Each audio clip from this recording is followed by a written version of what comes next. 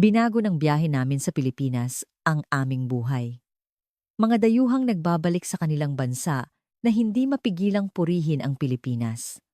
Ano ang dahilan kung bakit labis nilang hinahangaan ito?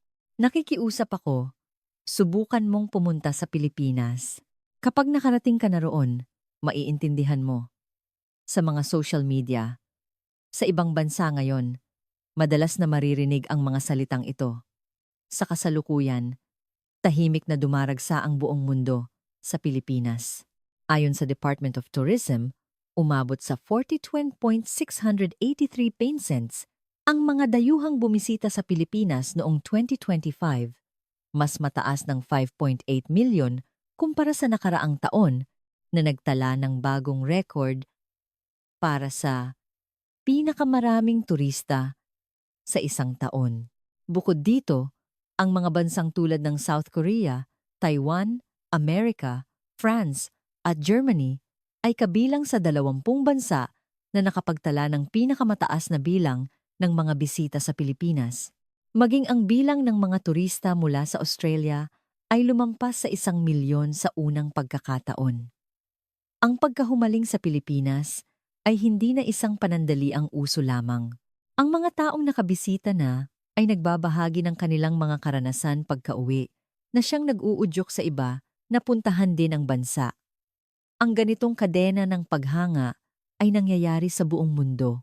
Higit pa rito, ayon sa datos ng turismo, ang kabuuang gastos ng mga dayuhang turista sa Pilipinas noong 2025 ay umabot sa 9,0459 trilyong piso, na isa ring bagong record. Sa madaling salita, ang Pilipinas ay hindi na lamang isang bansang gustong puntahan kahit minsan ito ay naging isang bansa na paulit-ulit na ikinukwento ng mga nakapunta na at nahahawa pa ang mga nakikinig sa kanila. Ang init ng pagtanggap ng mga tao, ang masaganang kalikasan, ang pagkaing puno ng puso, ang kabaitan na hindi humihingi ng kapalit. Ang lahat ng ito ay higit pa sa inaasahan ng mga dayuhang turista na nagbunga ng pandaigdigang paghanga. Hindi ito isang kwento mula sa isang malayong lugar. Isang babae na kararating lang mula sa Pilipinas ang hindi rin mapigilan ang kanyang damdamin. Bakit nga ba nagagawang baguhin ng Pilipinas ang isang tao ng ganito kalaki? Mula dito, tutuklasin natin ang katotohanan. Halina't samahan ninyo kami sa isang cafe sa New York. Napapaligiran ng mga kaibigan si Kathleen Valencia. Ang kanyang mukha ay nagliliwanag sa pananabik. 2 linggo na ang nakalipas mula nang bumalik siya galing Pilipinas at nangako siyang magtitipon sila upang ibahagi ang kanyang mga karanasan. Nakahain ng mainit na kape sa mesa at ang kanyang mga kaibigan ay nakatitig sa kanya na may kasabikan. Guys, sobrang hindi ka panipaniwala ang lahat ng nangyari, may init sa boses ni Caitlin. Ang init ng pagtanggap. Ang pagkaing hindi mo malilimutan, ang pakiramdam na ligtas ka kahit saan. Ang mga kwento ni Caitlin tungkol sa Pilipinas ay higit pa sa kanilang mga inaakala. Caitlin, ganoon ba talaga kasaya? Dati ayaw mo pang pumunta, di ba? Sabi ng isa niyang kaibigan habang nakangiti. Totoo iyon. Ilang buwan lang ang nakalipas, si Caitlin mismo ay nag-aalinlangan. Nang hikayatin siya ng kanyang matalik na kaibigang si Nora Campbell na, seryoso, dapat kang pumunta sa Pilipinas. Ang sagot niya ay, pero kasi, hindi ko masyadong gamay ang Southeast Asia. Ngunit dahil sa tindi ng pangungumbinsi ni Nora, nag-book siya ng flight ng may pag-aalinlangan. At ngayon, pagkatapos ng 10 araw na biyahe, seryoso na si Caitlin sa pagnanais na papuntahin ang lahat ng kanyang mga kaibigan sa Pilipinas. Sa totoo lang, iyon ang biyahe na pinakanagpabago sa pananaw ko sa buhay. Dahil sa seryosong ekspresyon ni Caitlin, lalong naging interesado ang kanyang mga kaibigan. Hindi ang pananaw ko ang unang nasira, sabi ni Caitlin habang hawak ang tasa ng kape. Nakatutok sa kanya ang mga mata ng mga kaibigan. Ang mga pandama ko ang nasira. Pangalawang araw ko sa Manila, pumunta ako sa Quiapo. Daan-daang tao ang nagsasalubong sa bawat sandali. Kung sa Times Square yan sa New York, Siguradong puro sigawan at busina ng sasakyan. Tumango ang mga kaibigan niya. Nagpatuloy si Kathleen na may pananabik. Pero sa Quiapo, may kakaibang kaayusan sa gitna ng gulo. Walang nagbabanggaan. Kahit yung mga taong naglalakad habang nakatingin sa cellphone, natural lang ang daloy. Sa sandaling iyon, naisip ko, ibang sibilisasyon ito. Si Nora, na nakaupo sa tapat ng mesa, ay ngumiti at tumango. 7 buwan siyang naunang bumisita sa Pilipinas kaysa kay Caitlin. Gets kita. Ang pinakagulat ako ay noong naligaw ako pauwi galing sa isang party. Sinimulan ni Nora ang kwento kung paano siya naligaw sa isang barangay sa kalagitnaan ng gabi matapos uminom kasama ang mga kaibigan. Mga 12:30 na ng gabi. Isang pamilya na nakatambay sa labas ng bahay nila ang nakapansin sa kanya. Tinapik siya ng marahan sa balikat at sinabing, "Miss, okay ka lang? Mukhang naliligaw ka. Halika muna, magkape ka." Tinulungan pa raw siyang mag-book ng taxi. Ang bag niya, cellphone, lahat ay ligtas. Para sa isang taong matagal nang naninirahan sa New York, iisipin kong hindi lang wallet ko ang mawawala, kundi buong bag ko na. Pero ang pinakagulat ako ay walang sinumang nanamantala sa isang dayuhang babae na lasing at walang kalaban-laban. Hindi ka matatakot maglakad mag-isa sa gabi. Dahil sa sinabi ni Nora, nanlaki ang mga mata ng isa nilang kaibigan. Hindi kaya dahil tourist spot yan? Umiling si Caitlin. Hindi. Ganoon din sa mga eskinita at residential areas. May kakilala akong arkitekto, si Ines. Pumunta siya sa vegan para sa isang architectural trip. Ipapakita ko sa inyo ang message niya. Kinuha ni Caitlin ang kanyang cellphone. Si Ines Strauss, isang architectural designer, ay bumisita sa vegan noong Mayo. Nakasulat sa mensahe ang tungkol sa isang eksena na nakita niya sa isang residential street sa gabi. May isang jeepney na nasiraan sa gitna ng daan. Walang traffic enforcer, walang pulis, pero lahat ng pasahero, pati ng mga taong bahay sa paligid, lumabas para tulungan itulak. Walang nag-utos sa kanila. Narinig na ni Ines na ang Pilipinas ay bansa ng bayanihan, pero iba raw ito. Hindi nila ito ginagawa dahil sa obligasyon. Ayaw nilang masira ang diwa ng pagtutulungan. Nakasulat sa text, nagkatinginan ang mga kaibigan na may halong pagkamangha at saka, sabi ni Caitlin na may bahid ng lungkot. Napansin ko, pagka-uwi ko, sa subway dito, hindi ko namamalayan na nakakunot na pala ang noo ko. Ipinaliwanag niya. Ang mga taong sumisigaw sa telepono, naglalagay ng make-up, ang basura, sa sahig. Dati, hindi niya ito pinapansin. Pero ngayon, hindi niya maiwasang mapansin. Hindi naman nagbago ang syudad. Ang standard ko ang nagbago. Nasanay ako. Sa kabutihang loob ng Pilipinas, tumango si Nora bilang pagsang-ayon. Ako rin. Pagka-uwi ko, hindi ko namamalayan na nginingitian ko na pala ang mga estranghero. Pinuna lang ng kaibigan ko kaya ko napansin. Kasi sa Pilipinas, ang pagngiti ay hindi lang para sa kakilala, natural na siyang ginagawa parang paghinga. Ang unang nararamdaman ng isang turista pagka-uwi ay hindi pagkawala, kundi pagkailang. Ang mga lansangan sa sarili nilang bansa ay biglang nagmumukhang magulo at hindi komportable. Hindi dahil nagbago ang lugar, kundi dahil sa loob ng ilang araw, nasanay sila sa isang kapaligiran, kung saan ang pagiging konektado sa kapwa ay normal, at nabago ang kanilang sariling pamantayan. Ang maranasan ng isang kapaligiran na puno ng init at pagmamalasakit, kahit hindi mo ito hinihiling, ay magpapahirap sa iyong bumalik sa dati. Ngayon, pag-usapan naman natin ang pagkain sa Pilipinas, sabi ni Caitlin habang sumusulong. Lalong nagningning ang mga mata ng kanyang mga kaibigan. Sa totoo lang, ang pinakagulat sa akin sa Pilipinas ay hindi ang mga mamahaling pagkain sa mga fine dining restaurant. Ang talagang nakakagulat ay kahit saan ka kumain, kahit ano ang kainin mo, hindi ka bibiguin. May narinig na nagsabi, ang OA mo naman. Hindi ako OA, seryosong sabi ni Caitlin. Pangatlong araw ko sa Manila, pagod na pagod ako galing sa isang event noong nakaraang gabi, kaya pumasok na lang ako sa isang maliit na karinderya malapit sa hotel. Umorder ako ng adobo. Alam niyo kung magkano? 150 pesos. Wala pang $3. Ipinikit niya ang kanyang mga mata na para bang inaalala ang lasa ng umagang iyon. Natigilan ako sa unang subo. Ang adobo, ang kanin, ang sabaw, lahat ay inihanda ng may pag-iingat. Ang lambot ng karne, ang pagkaluto ng kanin, ang timpla ng toyo't suka, walang shortcut. Kung sa New York ang kalidad na to, aabutin ka ng $30? Isang kaibigan na nakaupo sa dulo ng mesa ang nagtanong, "Ganoon ba sa lahat ng lugar?"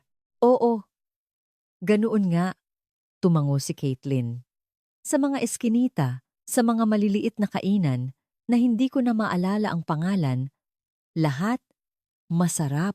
Hindi ang saya ng pagpili ang naramdaman ko, kundi ang kapanatagan na kahit saan ako pumasok, masarap ang pagkain. Sumali si Nora sa usapan. Ang pinakamahirap para sa akin pagkauwi ay ang pagkain. Sa paborito kong cafe sa New York, umorder ako ng sandwich. Pagkasubo ko, parang maiiyak ako. Nagtaka ang lahat. Medyo nahihiyang nagpatuloy si Nora. Inisip ko kung ano ang pinagkaiba. Pareho namang tinapay at gulay. Tapos, na-realize ko, sa Pilipinas, naramdaman kong hindi binabastos ang pagkain. Bawat butil ng kanin, bawat piraso ng ulam, may kaluluwa. Mabilis na tumango si Caitlin. Oo, yan nga. May kakilala akong si Lucien. Manager siya sa isang high-end French restaurant sa Paris. Grabe ang kwento niya noong nag-training siya sa Pilipinas. Sinimulan ni Caitlin ang kwento ni Lucien Bertrand. Bumisita siya sa Cebu noong Hulyo at napadaan sa isang 7-Eleven sa gabi. Convenience store lang, di ba? Hindi mataas ang expectations ni Lucien. Bumili siya ng siopaw. 50 pesos lang. Kinain niya sa isang bench. Tapos 2 beses niyang tiningnan ang wrapper. Seryoso? Mass-produced ba talaga to? Nagtawanan ang mga kaibigan. Pero seryoso si Caitlin. Sabi ni Lucien, ang lambot ng dough, ang tamis-alat ng palaman, lahat kalkulado.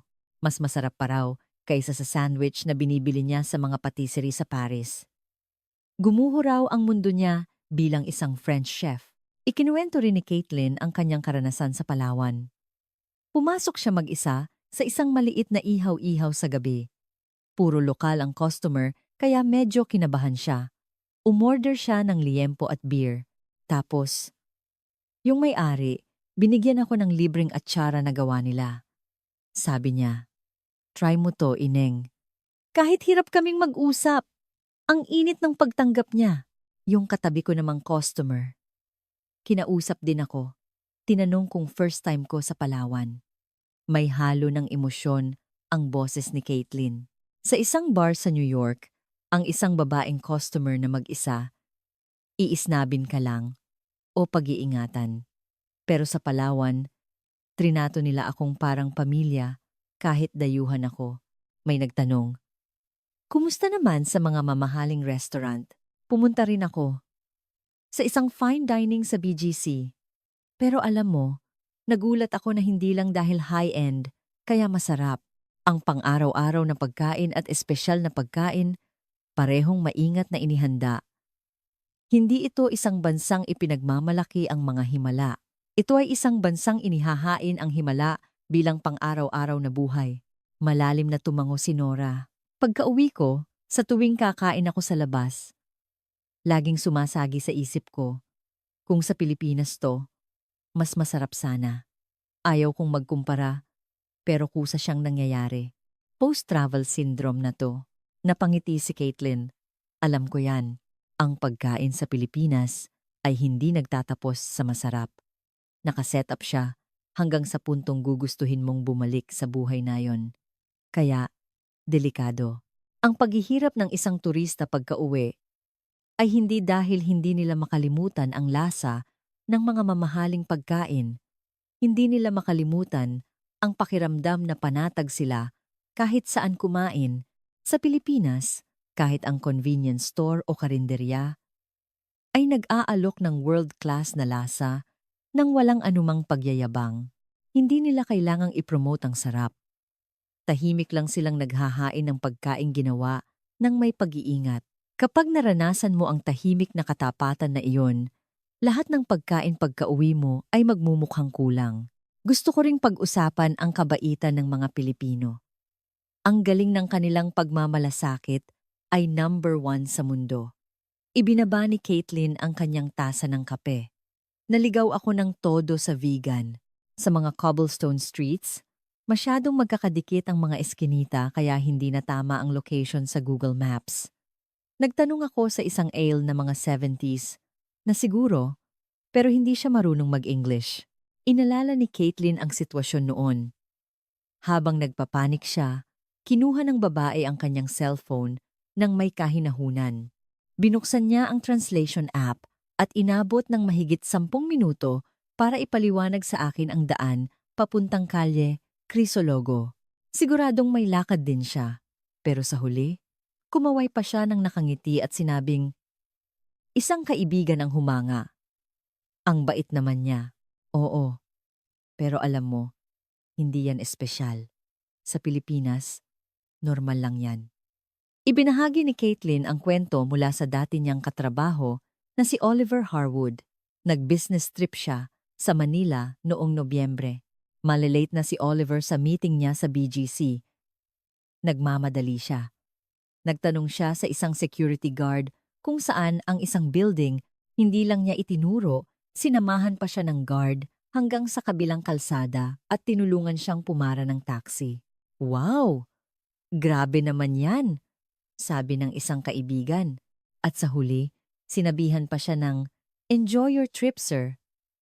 Pero itong taong to, iniwan niya pansamantala ang trabaho niya para tulungan ang isang dayuhan at walang inaasahang tip.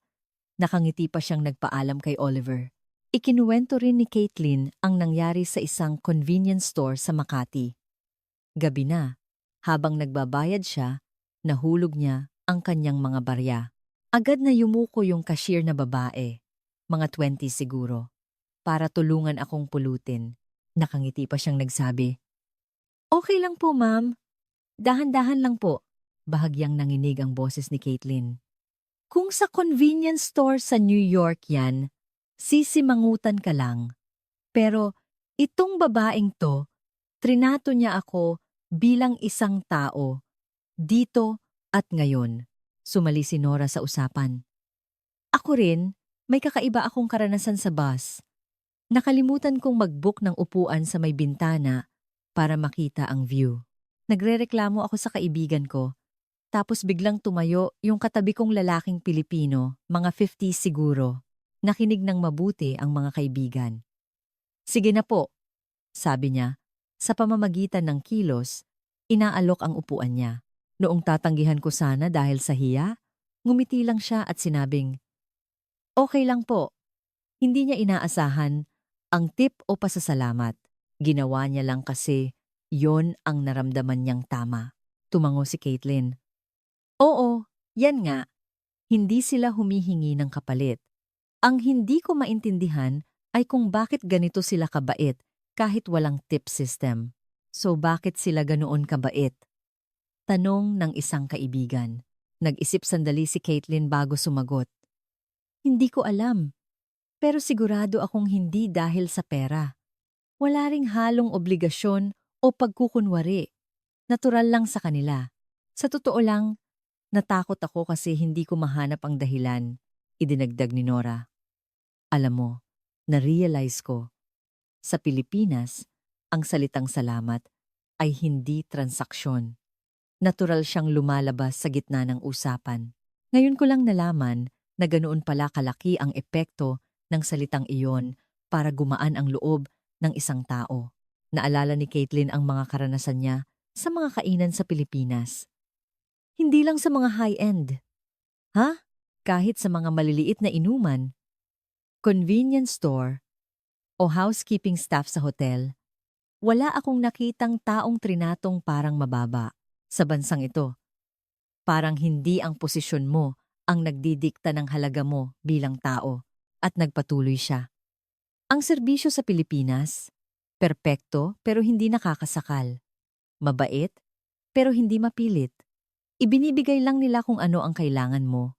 Nang tahimik, nahulog ang loob ko sa perpektong balanse na yon. Medyo malungkot na sinabi ni Nora. Pagka-uwi ko, kahit na bastos ang trato sa akin ng waiter sa restaurant, hindi na ako nagagalit tulad ng dati. Dahil alam ko na kung ano ang Pilipinas, sumusuko na lang ako bago pa man magalit. Ang kabaitan na hindi humihingi ng kapalit. Ang pag-iingat na hindi nag-aabang ng papuri. Ang ngiti na hindi nagbabago kahit walang tip. Kapag naranasan ito ng mga turista, mapapansin nila pagka-uwi. Mayroon palang lugar sa mundo kung saan hindi ka trinatrato ng basta-basta. At ang alaalang iyon ay paulit-ulit na babalik sa kanilang pang-araw-araw na buhay. Ang dati hindi nila pinapansing ugali ng mga staff, ang trato sa mga restaurant, bigla nilang mapapansin. Dahil nalaman na nila ang pamantayan ng kabaitan ng Pilipinas. Ang Manila mismo, kakaiba rin, sabi ni Caitlin matapos umorder muli ng kape. Patuloy na nakikinig ang mga kasama niya. First time ko sa syudad na ito, pero may hindi maipaliwanag na pakiramdam na hindi ako natatakot. Anong ibig mong sabihin? Tanong ng isa. Ang mga istasyon, mga kalsada, ang daloy ng tao, lahat ay parang sinasabi na sayo kung ano ang susunod na mangyayari. Bago ka pa maligaw, ang syudad na mismo ang aabot ng kamay sayo. Sinimulan ni Caitlin ang kwento ng karanasan niya sa pag-navigate sa Metro Manila. Pangatlong araw niya, kailangan niyang sumakay ng jeep, tapos tricycle, tapos bus. Akala ko maliligaw talaga ako. Pero yung mga signboard sa jeep, yung mga barker na sumisigaw ng ruta, at yung mga pasaherong handang tumulong, hindi ako naligaw ni minsan. Pati ang Google Maps, ipinapakita pa kung saang kanto ka bababa para malapit sa sakayan. Hindi ito mapa. Ito ay user's manual ng siyudad. Nagulat ang mga kaibigan niya. Nagpatuloy si Kathleen. Ang transport system na sinasabing pinakakomplikado sa mundo. Nagawa kong i-navigate mag-isa bilang dayuhan. Ang istruktura ay komplikado, pero ang paggamit ay sobrang user-friendly. Iyong kontradiksyon na yon ang pinaka-nakakatakot, ikinuwento ni Nora ang sarili niyang karanasan. Sa Cebu ako, gabi, na umuwi galing sa inuman. Sobrang late na. Sa totoo lang, nagpanik na ako. Pero pagtingin ko sa paligid, may mga 24-hour na kainan, may mga tricycle na laging available, may mga security guard sa bawat kanto na pwedeng pagtanungan. Lahat ligtas. Humanga ang isang kaibigan. Ang convenient naman, higit pa sa convenient, umiling si Nora. Sa New York, kapag na mismo ang last train, mahal na taxi o mapanganib na paglalakad sa gabi ang option mo. Pero sa Cebu, may nakahandang sistema para sa mga taong inabot ng gabi. Ang siyudad na ito, hindi pinapabayaan ng mga tao. Ibinahagi rin ni Caitlin ang kwento ni Oliver. Sumakay si Oliver sa bus sa EDSA. Nag-announce na may matinding traffic. Tapos, sa loob ng bus, may nagpatugtog ng music, may nag-alok ng pagkain, nag-umpisa silang magkwentuhan, nagtawa na ng mga kaibigan. Traffic? Naging party? Oo, ngumiti si Caitlin. Sabi ni Oliver, sa London, 30-minute delay ay normal na at puno ng inis. Pero dito, ang matinding traffic ay naging pagkakataon para mag-connect. Itong bansa, pinamamahalaan nila ang stress sa pamamagitan ng pagtanggap at paghahanap ng humanidad sa loob nito. Ikinuwento rin ni Caitlin ang natuklasan niya sa mga pedestrian lane. Kahit walang sasakyan, makikita mo ang mga motor na humihinto bago ang linya. Si Ines, nag-message sa akin, sabi niya, Sa Berlin, hindi mo alam kung kailan magbabago ang ilaw na nagdudulot ng stress. Sa Pilipinas, ang pagrespeto sa espasyo ng iba ay nag-aalis ng stress sa paghihintay. Tumango ang isang kaibigan. Totoo, nakaka-anxious maghintay. Tumango si Caitlin. Hindi ko alam na ang simpleng pagiging magalang sa daan ay magdudulot ng ganitong kapanatagan. Hindi lang schedule ang pinoprotektahan, kundi pati na rin ang emosyon. Naalala ni Caitlin ang paglalakad niya sa Manila. Hindi gaanong matraffic sa maliliit na kalsada at bihira ang busina. Sa isang malaking syudad, may hangin na hindi ka laging sinisigawan. Dahil doon, mukhang mas mabait ang syudad sa mga tao, idinagdag ni Nora. Maraming signs, pero hindi magulo. May nagpapaliwanag, pero hindi ka minamadali. Ang syudad na ito, nakadisenyo para hindi ubusin ang focus at nerbiyos mo.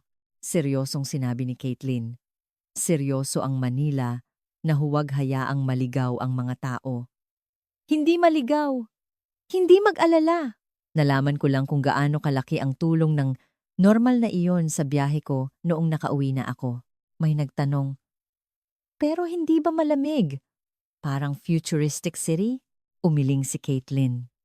Iyon ang pagkakaiba. Akala ko ang futuristic city ay malamig at walang kaluluwa. Pero ang mga syudad sa Pilipinas, futuristic pero sobrang maalaga sa pakiramdam ng tao. Huwag hayaang maligaw ang tao. Huwag hayaang mag-alala. Kung magpapahintay, linawin. Ang urban design ng Pilipinas ay may matinding konsiderasyon na huwag ubusin ang emosyon ng tao.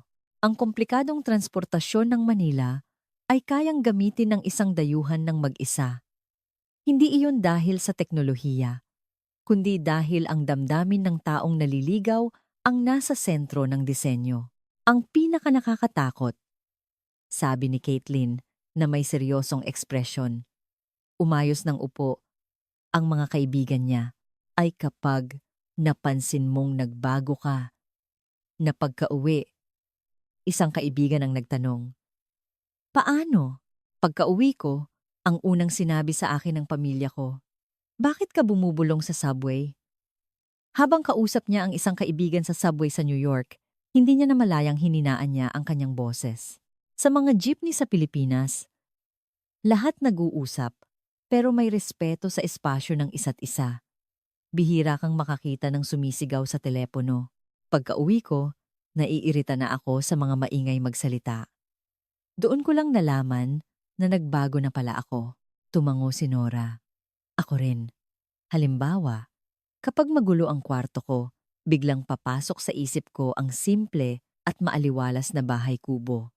Yung espasyong walang ingay, walang amoy, maayos, bigla na lang akong mag-aayos. Tapos na ang biyahe. Pero parang nakatira pa rin ang Pilipinas sa loob ng buhay ko. Ibinahagi ni Caitlin ang mensahe mula kay Ines. Si Ines, 2 buwan pagka-uwi, nag-present siya ng architectural design. Sabi raw ng client niya, napansin ko, nagbago ang paggamit mo ng communal space. Communal space? Tanong ng isang kaibigan. Oo. Hindi namamalayan ni Ines na isinasama na niya ang Filipino aesthetic. Ang arkitektura ng Pilipinas, mga hardin, spatial design, lahat pinapahalagahan ang koneksyon. Pagka-uwi niya, nabawasan ang palamuti sa designs niya at dumami ang open spaces na nag-iimbita ng interaksyon. Sinimulan ding ikuwento ni Caitlin ang pagbabago sa kanya. Ako, nagbago ang paraan ko ng paggugol ng linggo ng umaga. Dati, check agad ng email. Iniisip ang trabaho. Pero ngayon, nagtitimpla ako ng kape at dahan-dahang iniinom habang nakatingin sa labas. Hindi ako tumitingin sa cellphone. Nagulat ang isang kaibigan. Caitlin, hindi ako makapaniwalang ginagawa mo yan. Kahit ako nagulat, ngumiti si Caitlin. Naaalala ko ang mga umaga sa isang beach resort sa Palawan, ang walang ginagawa ay isang luho. Naisip ko, baka mas mahalaga ang mabuhay ng maingat araw-araw kaysa tumakbo para sa tagumpay. Ikinuwento ni Nora ang karanasan niya sa isang hot spring. Pagkatapos kong maligo sa hot spring, ayaw ko munang makipag-usap kahit kanino. Hindi dahil ayaw ko. Sobrang kalmado ng isip ko na hindi na kailangan ng salita. First time kong maranasan na ang katahimikan ay nagdudulot ng kapanatagan, hindi pagkabalisa. Binanggit din ni Caitlin ang pagbabago kay Oliver. Si Oliver, isang buwan pagka-uwi, sa isang meeting, may mga kasamahan siyang nagsisigawan. Sabi niya, "Pwede bang hinaan natin ng kaunti ang boses natin?" Tinanong daw siya ng kasamahan niya. "Anong nangyari sa'yo? Hindi ikaw yan." Nagtawanan ang mga kaibigan, pero seryoso si Caitlin. Sa Pilipinas, kahit sa mga meeting, mahinahon ang tono ng boses. Ngayon, para sa kanya, ang malakas na boses ay parang agresibo na.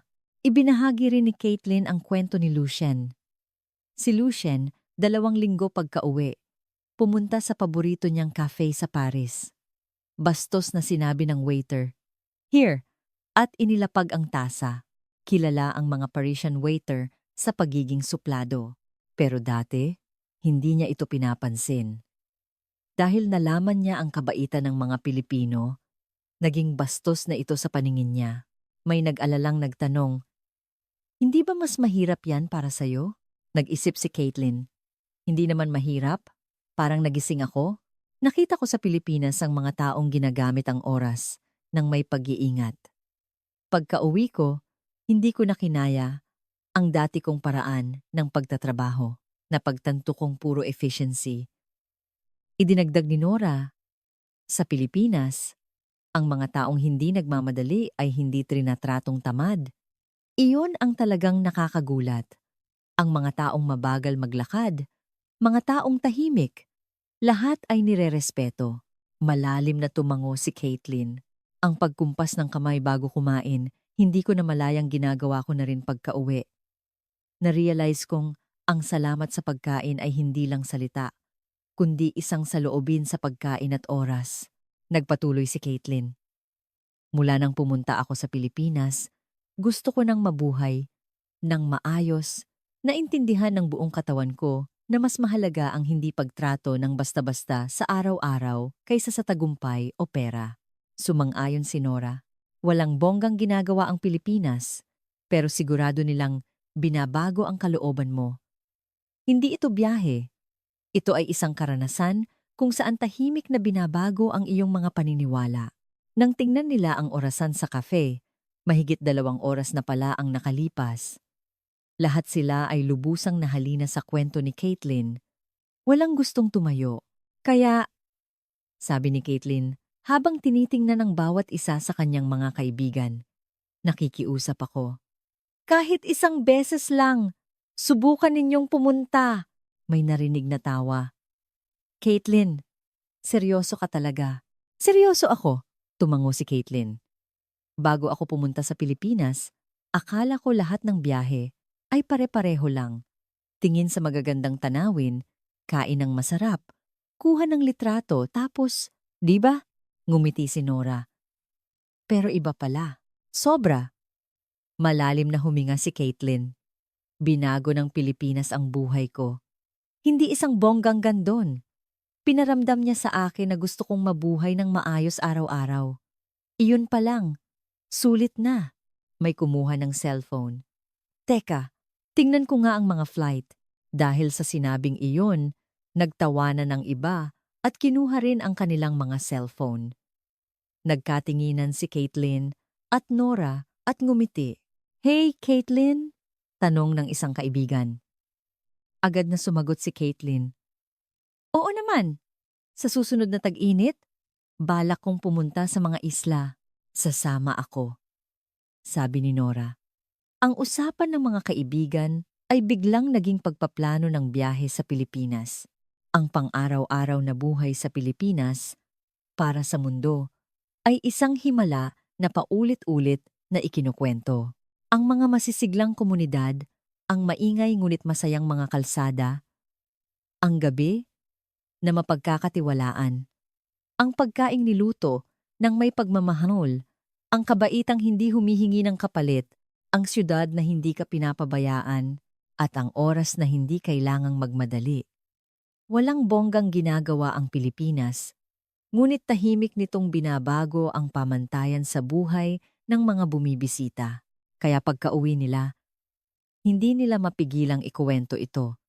Hindi nila namimiss ang Pilipinas. Ang namimiss nila ay ang bersyon ng kanilang sarili na nabuhay ng may puso noong nandoon sila. Kung ang araw na ito ay isa lang ordinaryong araw para sa iyo, maaaring ito ay isang himala na pinapangarap ng isang tao sa ibang panig ng mundo. Maraming salamat sa inyong panonood hanggang sa huli. Kung nagustuhan ninyo ang video na ito, mangyaring mag-subscribe at i-like hanggang sa susunod na video.